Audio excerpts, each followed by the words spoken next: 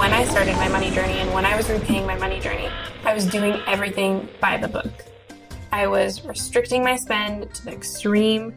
I wasn't letting myself spend any money on non-essentials.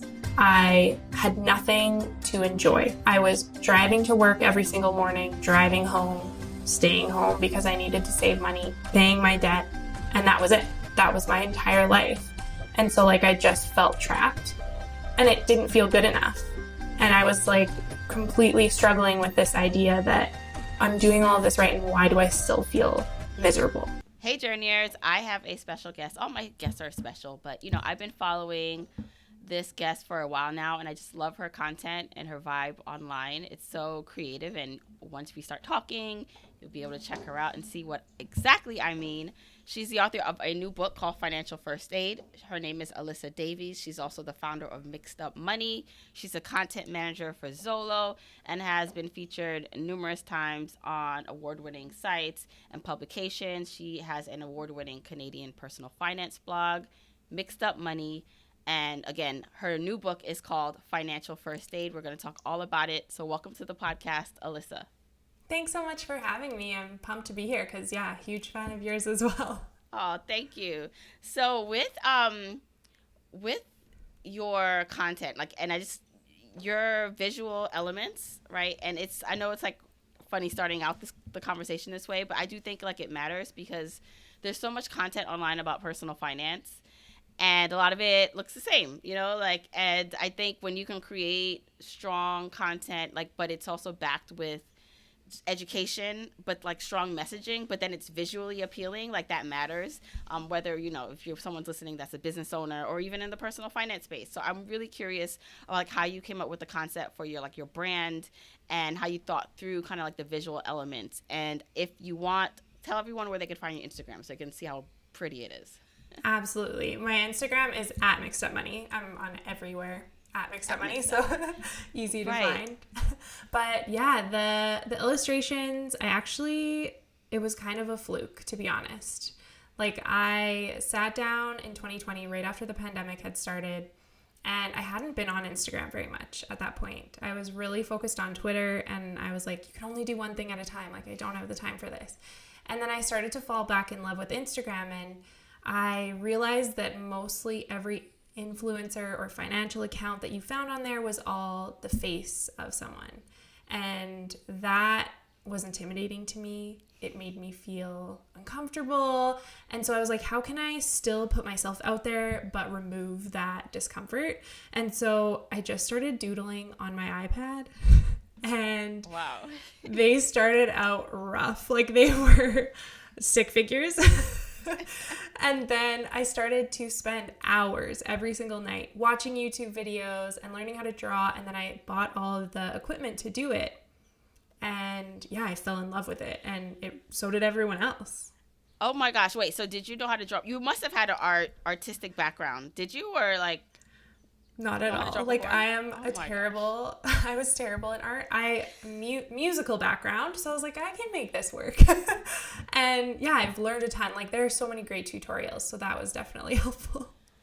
You know what? And so it's so funny. And this now I feel this conversation can go so many ways because I'm so impressed. This speaks directly to learning something that you may not have had experience in, or you don't think that you're that good at. I'm telling you, people, you got to go look at Alyssa's Instagram, Mixed Up Money, and the illustration she does. So the fact that you just said that you are an art, because I was expecting you to say, yes, I was an art, major. I drew as a kid. I was really good at that. And I just took my talents and merged it with personal finance. But it's just I'm so impressed that you were able to teach yourself this, and so inspiring, because literally if we put our mind, any one of us, if we put our mind to something, think about what we can create. It's beautiful. Oh man, I talk about that in the book. I talk about how we're all so afraid of learning new things and we're immediately expecting to fail. I speak to my kids. It's my daughter, how long it takes her before she gives up on something, and just making that feel more normal in our household. It's okay to be bad at something. You're never going to be perfect at something right away, especially when you're comparing yourself to someone who has years and years of progress over you. Yes. And I mean, this is perfect kind of segue into money, because your whole book is about the name of it is financial first aid and being ready and financial preparedness. So it's the subtext is essential tools for confident, secure money management. And it's interesting because you talk a little bit about your like background, like growing up and how you were secure, like really secure with money, and it was a privilege. And I want to go there, and then we can kind of jump into like what you do now and how you got so interested in this kind of lane. But how was your security? Like, you would think the fact that you were so secure and you had things provided to you, or you grew up like a middle class, would you say, lifestyle? Yes. That you didn't really. It sounds like you didn't really have any like horrible money memories, but that still didn't like equate to you being fully confident or understanding money as you grew up. Can you talk a little bit about that? For sure. Yeah. I feel like I'm an advocate, and a lot of people are now, finally, for saying, like, this is my privilege, this is how it impacts my money journey, and you may not be able to resonate with me because I have different experiences, and I feel like it's important to acknowledge that.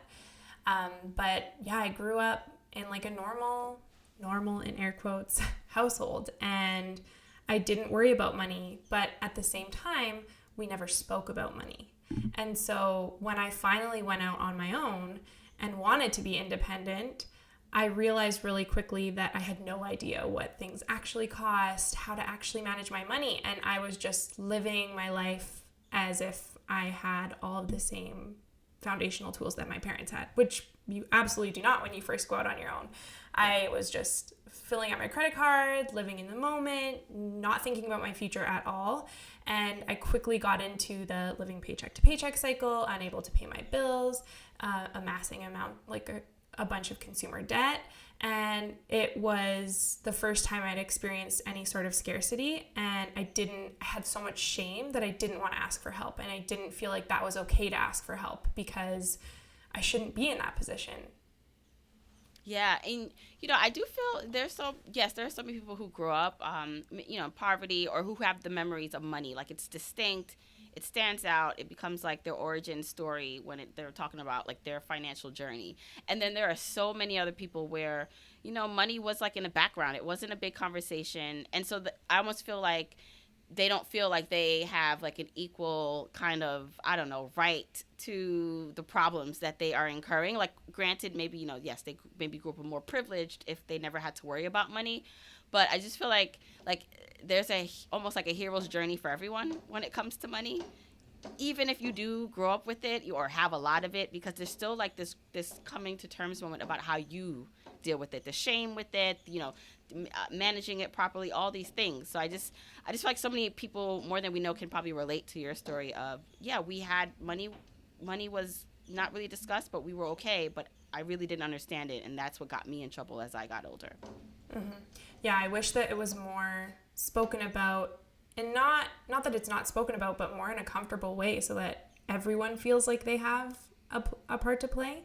Like, so many people are looking for the perfect expert to break down the situation for them. And it's like, sometimes you just need a friend who can be like, yeah, I'm really struggling right now. And like, I need someone to talk to about it. Right. It's really sometimes not always looking for like the answer, but just hearing that you're not alone. Mm-hmm. Which you talk about a lot about. So again, this is all about like preparing yourself. And you talk a lot about like anxiety and dealing with money. So I want to like go back and talk about like foundationally what people can do to help like build their financial aid kit. I know you talk a lot about emergency funds. I mean, you literally in this book, you have like just like, which I love, like you're very specific about what to do in certain situations. Like what to do with a job loss, what to do if you have medical debt, or if you need to deal with debt or financial abuse even. But let's go back to just the foundational, what you think people need to start doing if they want to start building that toolbox. And it sounds like emergency funds are big and high up on that list for you. Yes, absolutely. I think that when you're starting from scratch, emergency funds and saving for anything is extremely intimidating. It's like you hear people saying, you need 3 to 6 months of expenses. And for a lot of people, that's like thousands of dollars. And so it's intimidating, and it's like, where am I going to start? But the first thing I always say is, well, everyone's starting with $0 in their emergency fund. So it doesn't matter how small the transfer that you make is, as long as you're making that transfer. Because if you don't have any sort of backup plan for your finances, that's when you'll continue to stay in the cycle of financial struggle, or the inability to pay your bills on time, or just like having that fear that exists with the unknown. And that's something I really struggle with. No matter how much money I have saved, I still think about like the what ifs. And so I think like that's the best place to start, is just set up a small transfer no matter how much you have. And then once you start to build the fund, you can look at diversifying those funds into more compartmentalized ways. Like that's how I make myself feel better. Yeah, well, so let's talk about that. So you say there should be like 3 types of emergency funds. So I'd love to go through that, and then we can discuss more why it's important to start to break out the funds, even if it's just like earmarked in your budget, right? Like you don't necessarily need separate accounts, but you can. But I'd love to go through the 3 that you say people should have. Yes, for sure. The first one is I have an emergency fund that's just for me, to protect myself in my relationship. I've been married for 6 years this year and in a relationship for over a decade. And so a lot of people think immediately that like we're not secure in our relationship because I have this side fund. But it's super important to protect myself, just in case maybe nothing goes wrong in our relationship, but maybe my husband unexpectedly passes away tomorrow and I need access to money now. So that's that fund. The second fund is just a family fund, like a general fund for job loss, or if there's some kind of medical emergency, or if my kids need something unexpected. And the last one is to protect the 4 walls around me, the shelter that we live in. Yeah. And when it comes to, so let's go back to like the first one, because I find that when we talk about emergency funds, like you do hear like the general rule of thumb, 3 to 6 months, or you know, the Dave Ramsey like first step is, I think it's $1,500 as like a baby emergency fund, right? So some of that can be confusing, like you said, like depending on what your expenses are, your 3 to 6 months for somebody could be $5,000 or $25,000. But breaking down exactly like what you need those funds for can help alleviate maybe like, all right, I'll check off this, like this thing, you know, like this bucket of maybe the car expenses. So when you talk about like the third bucket of things that, or is it the second one? The second one, which is like unexpected.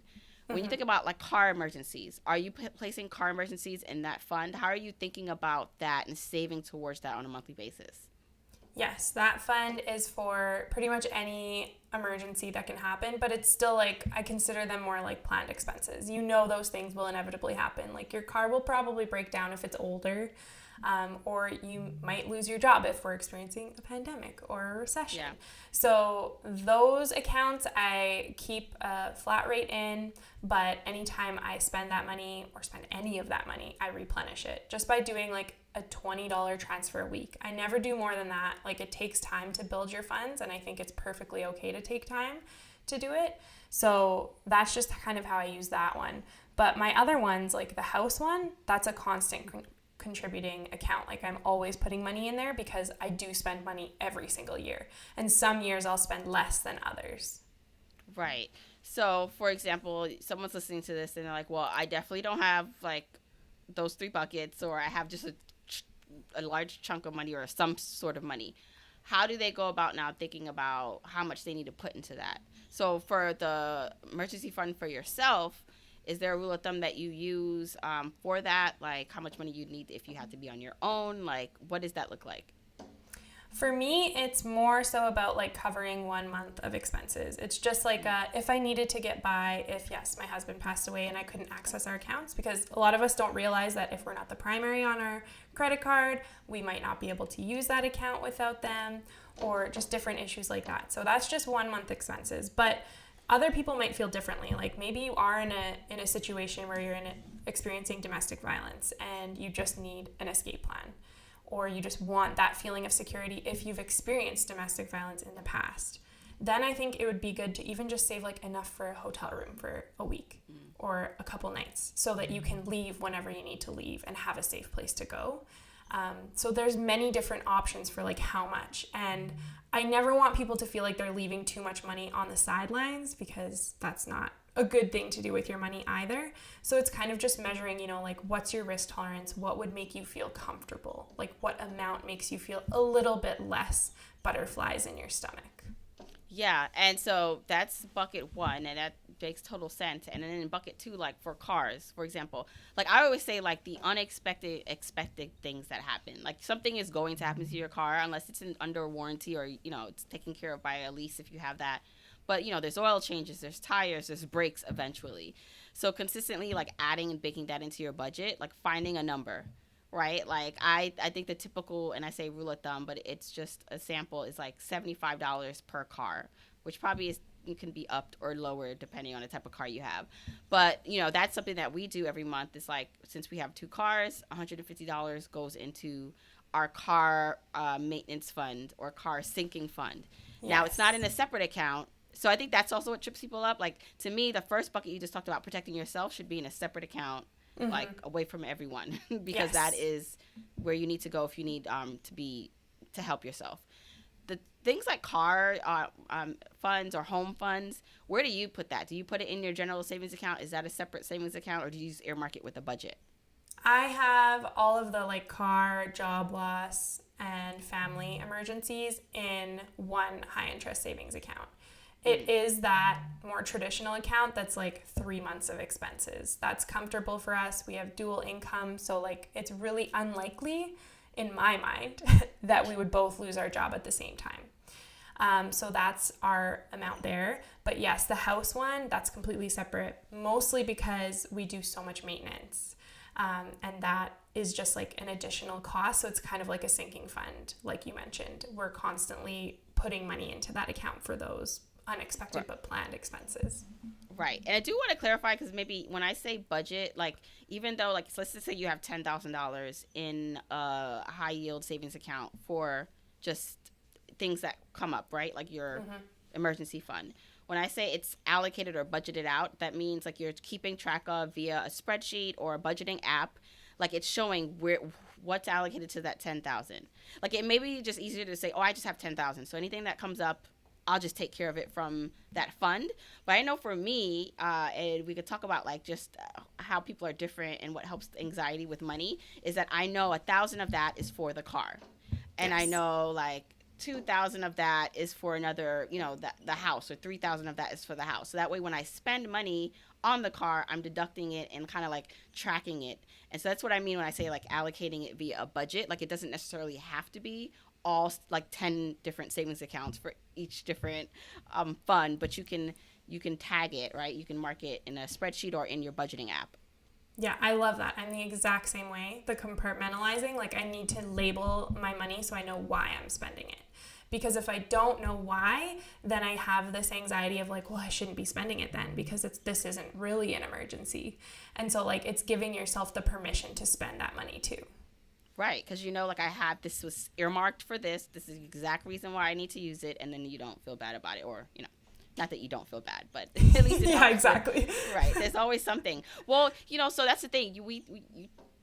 It seems like, because I've spoken to people at different income levels and net worths and even financial independence levels, like people who are completely financially independent, people who are still trying to get out of debt, and you know, I just feel like the people who even still have money worry about money and worry about if it's enough. So I'd like to talk a little bit about that. Like, how can we alleviate, no matter where we are on this like financial spectrum, like our fears around just having enough in money? Well, first of all, I like to address that like that is literally how our system is built. Like it's nearly impossible to move through life without feeling like you're not going to have enough, whether it's money, time, or like experiences. Like it's always going to feel like it will never be enough. That is capitalism. And so existing in the system is very hard. There are a lot of broken pieces. And so you have to find a way to make yourself feel comfort in the best way you can. And like, that's a really hard ask for anyone to do. But I do ask people like, put a number down that would actually make you feel good. And a lot of people immediately, their gut response is like, well, $1 million or $2 million. And well, do you mean like how much we would need to have like invested in a taxable account, or just our net worth? I think just like your emergency fund, like how much money on the sidelines for like when something goes really wrong would make you feel good. Like if you lost your job tomorrow, there's absolutely no worry in your head. Like you would be okay to cover your bills and you know you'd be able to recover. Because so many of us are looking for like a rule, and you can't find the perfect rule because we're all individual people and we all have different mindsets and different experiences and invisible scripts about money. That's what we all talk about, right? So it's like, what is that realistic number, like a tangible number that actually works for you? It might be like $100,000. Fine. At least you have something to work towards. And one of the exercises you talk about is almost like writing down like the worst that can happen and problem solving through that. So can you give some examples of what that looks like? Yeah, so I actually started doing this just for my mental health in general. It was a tip from my therapist, and it has helped immensely. It's a practice where you just sit down, you write out 10 things that are really stressing you out right now, some what ifs of like, this might happen, and then you kind of ask yourself, like, can this actually happen? Is this actually a reality? And if it is, then you keep it. If it's not, then you have to move on. You kind of just sit with it and move on. Then the ones that you can control, you actually start to put together a solution. Because if there is a way to like give yourself back the power, then there are going to be solutions. Right. So basically like thinking about if, what if I lose my job? What Yes. do I do then? What are the, like, the, and because what's happening too is we're talking about saving and emergency funds for these events, but these events can happen before we have enough money saved in the account, right? So then it's thinking about, okay, if that happens and I do not have enough just yet, what do I do, right? Yes. So I know some of the things you talk about in the book, which I love, is just like, what is your network? Like, what's your access to family? Like really thinking through what the solutions could be, right? And a lot of us feel so much shame again and judgment and fear about asking for help or looking at those options. Like a lot of us have community options, whether it be a food bank or a women's shelter. And some of us probably feel like so much, I can't do that. Like that's not for me. That's for someone else who needs it more. And it's like, but is it? Like, it's okay to accept help and ask for help if those are your options. And if you need to put food on the table, like you have to do what you need to do to get by. Yeah, and I think writing down, because sometimes in our mind, we can turn things to a lot more of an issue, right? Like kind of create more drama than we need. And then also the likelihood of things happening. Like, of course, especially with the pandemic and just things in general, like a lot of things are happening that we never expected could happen. So it kind of throws everything on its head about what's possible. But sometimes like you think of things, you're like, all right, is that really going to happen? Like, okay, like the chances of it are so slim that it's not that you shouldn't worry about it, but it's not something you should like focus your energy on. Exactly. I have high functioning anxiety. So it's like I literally can't go through a day without, in the back of my mind, I'm always thinking about 20 things that will go wrong in that day. And so something I've really learned is just to like bring myself back to what's happening right now instead of focusing on the what if, because it's like, even if something as small as being like, I'm drinking my water right now. It's like just a reminder, like, no, you're actually like, you're existing in this moment, not this made up moment that doesn't really have a future. Can we talk a little bit about the anxiety portion of this? Because, I'm, especially for someone who may be listening, I mean, who's like, do I have anxiety? Do I have high functioning anxiety? How did you know that you had that? Like, what did that show up like tangible things, like if you can share, if you feel comfortable sharing in your life? Absolutely. So that maybe someone else can say, wow, like maybe that's also me. I need to go get some assistance. Yeah. So first off, I didn't realize that anxiety can actually lead to depression. So unfortunately, I found out that I had depression before I found out that it was actually from having anxiety. So that was really not a great time in my life, and I do talk about that in the book. But as far as understanding what anxiety was, it actually took my husband telling me like that it wasn't normal for me to be thinking that way. Not that it's not normal, we all have our own versions of that. But it was when I had my daughter, I was dealing with postpartum anxiety. it was like an extreme version of any other anxiety I had experienced. And, you know, I'd take her to the park and she'd be on the swing and I'd be like, okay, she's going to fall off this swing. What am I going to do when she falls off this swing? Or, okay, she's going to scrape her knee. And like, I realized I'm actually not even here. Like, I'm not focused on what's happening. I'm not getting to enjoy this moment with my family. I'm so worried about these what ifs that I am no longer even myself because I'm existing in like a completely different place in my mind. And I said to my mom, I'm like, oh man, like, I'm just so worried. Like, this is what's going through my mind. And she's like, that's totally normal. And I'm like, well, maybe you have anxiety too. And that's where I got it. And I think so many of us, like, we grew up in a household that maybe didn't speak about mental health. So then it is hard to approach other people and ask because so many people are like, no, that's completely normal. But it's like, no, you actually don't have to go through your day constantly feeling like the sky is falling because it's uncomfortable and like it's exhausting. Yeah. So how did that, in terms of, which by the way, I feel sometimes you'll go online and you'll see like, and it's in jest, it's like trying to be funny, like threads, and some of it's not like they're trying to be funny, but they're saying something like, oh, I didn't know like this wasn't normal, and they'll share like an experience, and then so many people will be like, oh, I think that all the time. I think the last thing I saw was like a thread on Twitter that says no one talks about when you become a parent, like how afraid you are every day that something may happen to your children. And then like there's a thread of like all these like concerned parents. And, you know, and I'm thinking about like all the things I start thinking about, like, and it's just like, you know, there's so many other people experiencing what you've experienced, what, you know, we all kind of experience on different levels. So when it came to money, how did you handle that? So like now I'm curious to see like how you evolved like into like Mixed Up Money. Like what made you start like a personal finance blog and account in the first place? Did your anxiety or did the way you handle money, was it like strictly from trying to get to a better place, or what was your motivation behind that? So I originally started my blog because I had amassed a bunch of consumer debt and I had no idea how to get out of it. And so when I started to go home and Google, like, how do I get out of debt, which is what so many of us do when we're first starting in our journey, I found a bunch of people and a community of people that I could resonate with. So instead of these experts or going to the bank and feeling like humiliated because I wasn't perfect, I was like, oh, this seems so much more safe.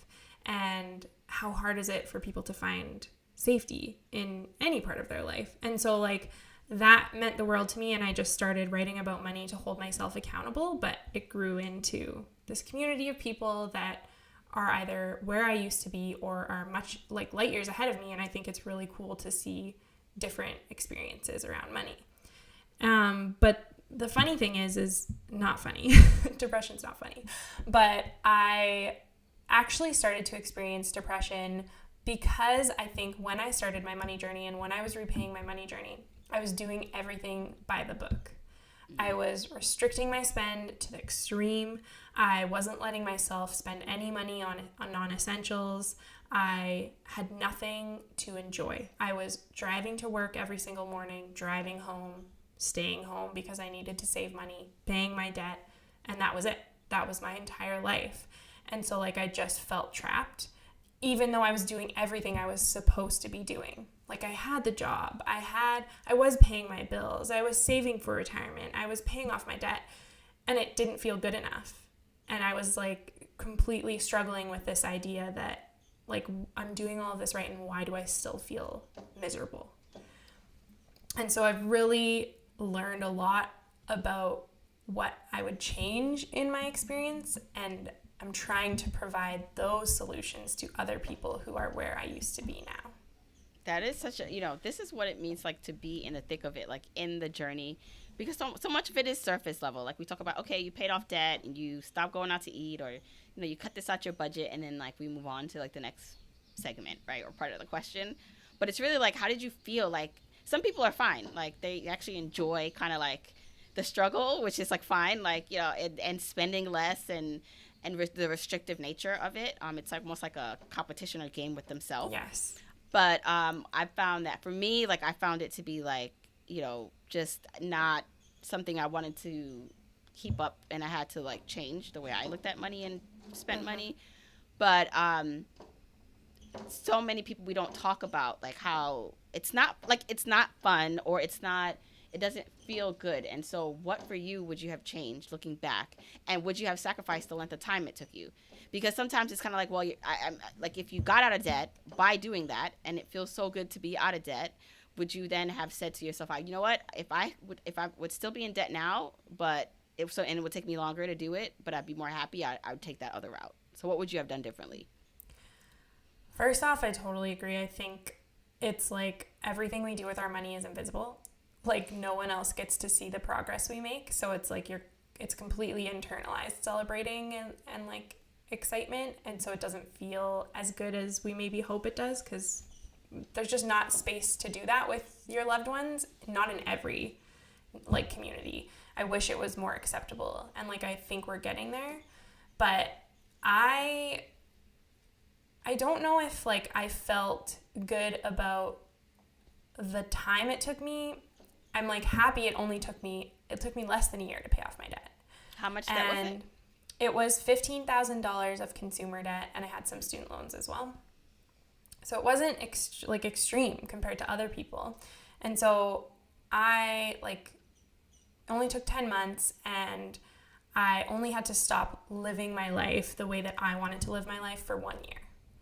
But the reason I would change it is because it took me up until like a year ago, and I'm still working on it. It created such a bad scarcity mindset for me, and such a fear to spend, and such this like desire to be frugal and like feel shame about doing anything for myself, that it's almost like I'm doing more work to fix those emotional parts of my relationship with money. And that's why I'm so passionate about like, no, money and finance and your relationship with money and your mental health are deeply connected. They are. So when you talk about the scarcity mindset, right? Like, it's almost just like we use it as a superpower to like get to a goal, like, not spend the money, or if we have like income coming in, like put it towards like responsible places, investing, saving.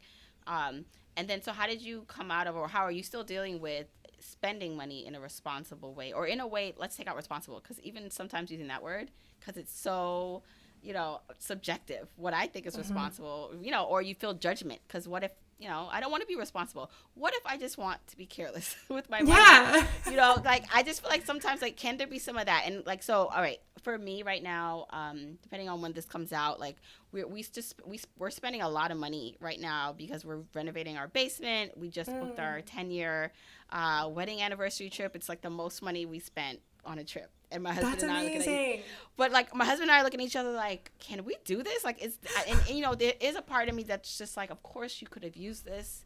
Like, all this money you just spent could have been like investing and like growing in the market, all these things.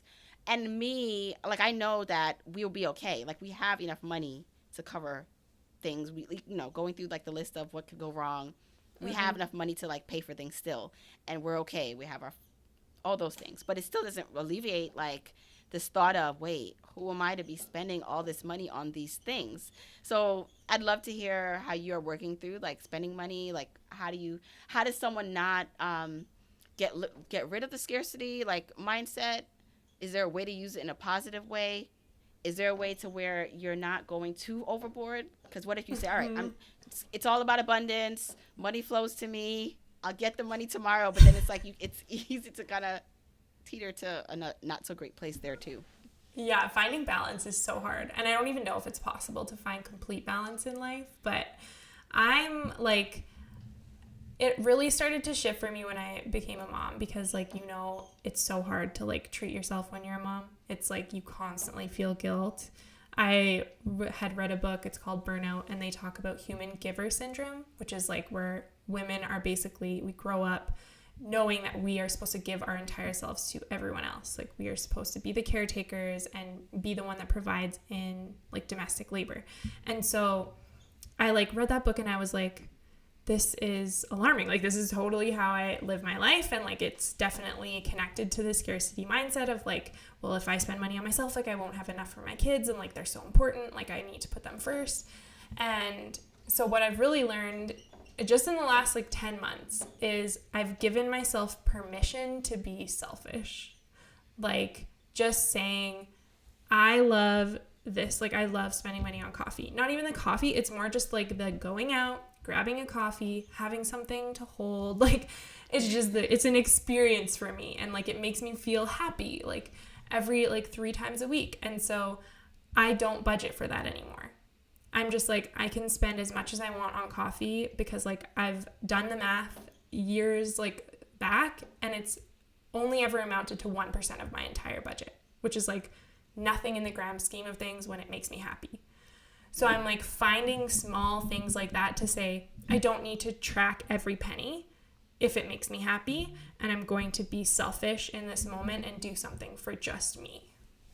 Yeah, that's good. And you can like, even if you're starting out small, and maybe it's a bigger thing, but it's also knowing like you won't financially like ruin, right? Like I think going through the exercise of if I do spend all this money on this thing, where am I financially? Like, will I be okay if the emergency comes up?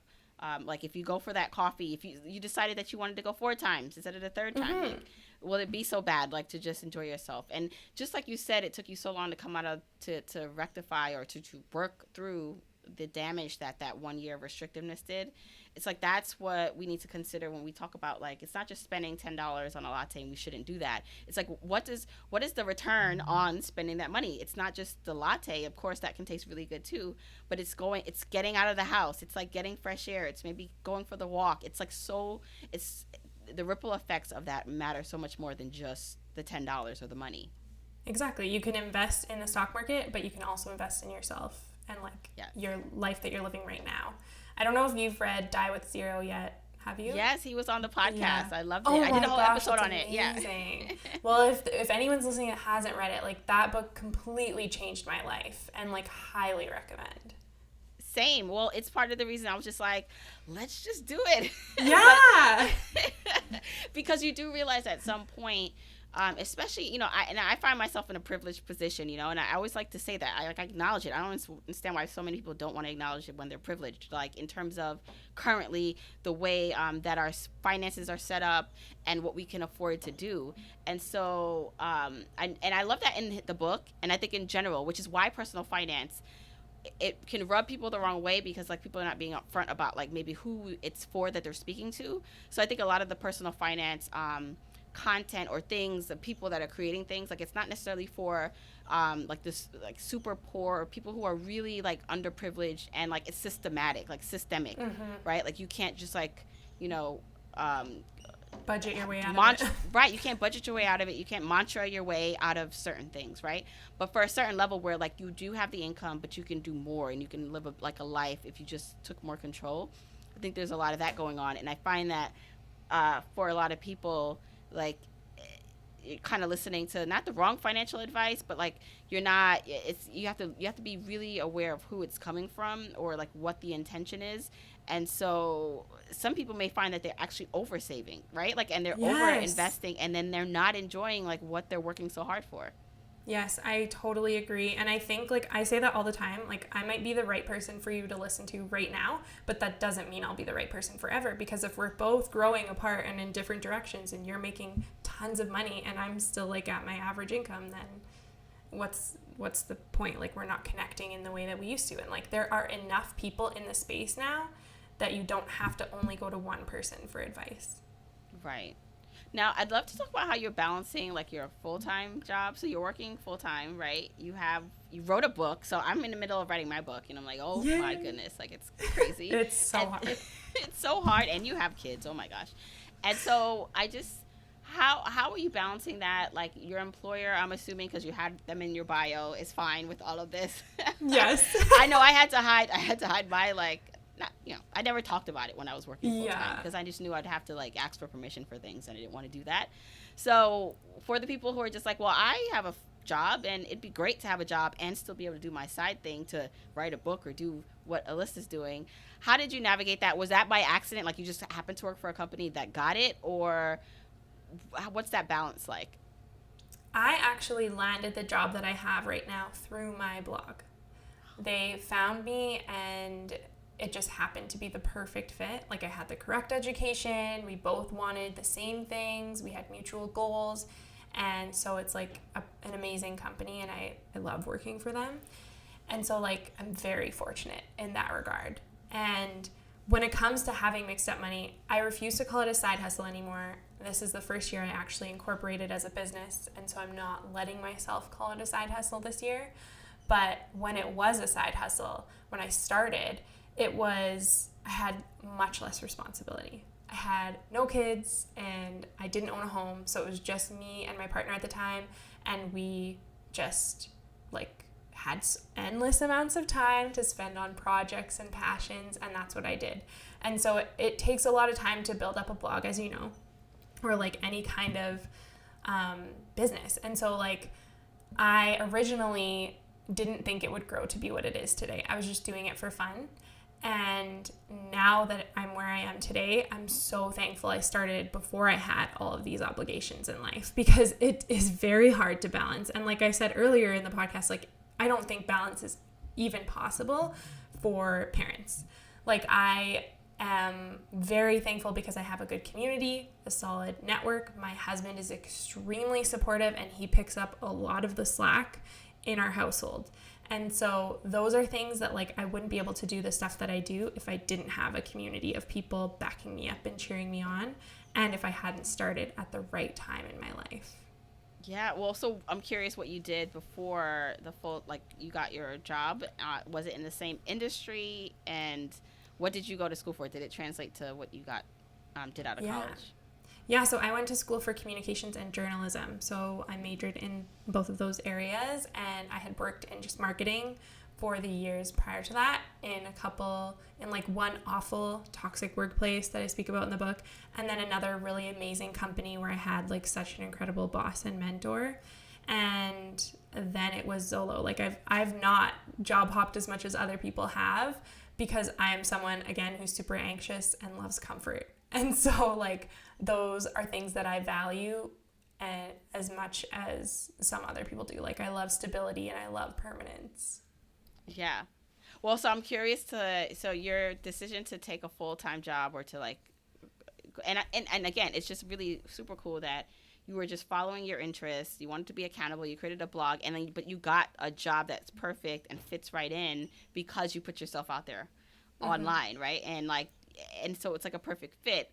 But how did you decide? Because some people come up to this like decision point, right? Or like this idea of, do I continue to work for someone else, or do I grow up mixed up money, right? And like create like an empire, because I'm writing a book and I do have a growing social media platform. What were your thoughts around that? Like, how did you decide, and maybe it's something you're still deciding, but how did you decide that entrepreneurship 100% of the time was not for you?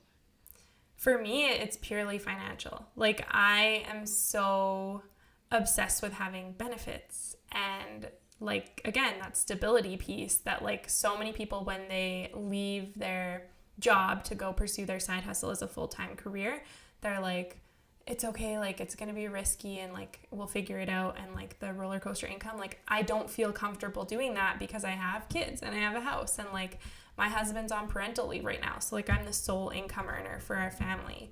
And so yes, things are going incredibly well for Mixed Up Money, and like, is there potential for this to be full-time in the future? Absolutely. I never count anything out.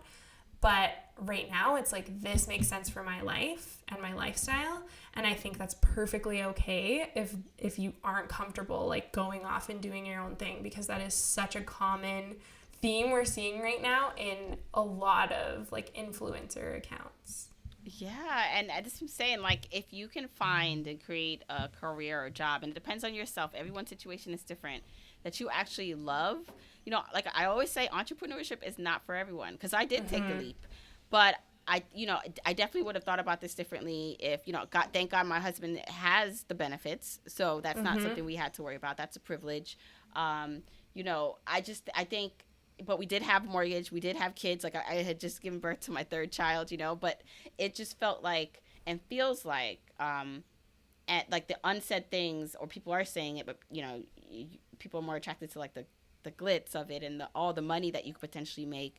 But it's like, it's hard. Like, you really have to build a consistent stream of income. It's not always consistent. People don't always pay you on time. Yes, hardly ever. They never do. I'm waiting on like 3 brands to pay me. Hello. Oh my gosh, same. Like, it's really like, it's so interesting. And so there's nothing wrong with loving a job or a career if that's what brings you like comfort, and it's all good. So it's just part of what I think when I think about the financial freedom and independence journey. You have to craft what it looks like for yourself, not based on like what Alyssa like has done, or Jamila. You can take it as like maybe like a roadmap, but you have to create your own roadmap from there. 100%, I agree. So what is one of the things that you'd want to like just have for someone to take away, like if they're thinking about picking up your book, Financial First Aid, Essential Tools for Confident, Secure Money Management? What's like a takeaway that you're like, okay, if you feel this way, or if you're having issues or you need more guidance, pick this book up that you want to share? I think it's mostly for anyone who's feeling like they're super afraid, or they just like reject the idea or disassociate from their finances in general. Like, you don't want to log into your bank account. You don't want to reflect and see like where you're spending your money and what those potential emergencies could be, because it's intimidating. Like, I really try and make it more comfortable, and I try and eliminate that judgment and that shame that so much of finance used to be rooted in, because it doesn't have to be that way. It's okay to like take whatever options exist for you and make them work. And one of the things, like I said, if you're watching this, this should go up on the my YouTube channel. But like, again, the illustrations, I'm showing this in the video if you're watching this on YouTube, like, are just so it's so light and welcoming. And a lot of finance books, or just in general, like, it's like so boring, and like, but look, it's just, I don't know, it's just beautifully designed. And so I feel like it's something that's going to be really helpful to a lot of people, and I can't wait for more people to read it. So Alyssa, please tell everyone where they can find more about you and follow you and get the book. Absolutely. So you can follow me anywhere at Mixed Up Money. I'm on all social media platforms, and I'm on mixedupmoney.com if you just want to like quickly type it in and find all of my content, because it exists right there. And then the book is where? Oh yeah, sorry. You can find Financial First Aid at any major book retailer, so wherever you choose to shop. Awesome. And I'll make sure I put all the links to Alyssa's social media, her website, and the book in the show notes for this episode. Alyssa, it was great to get to meet you finally, and thank you so much for coming on the show. Thanks so much for having me, and I can't wait for your book. I'm like really pumped up now. Yay.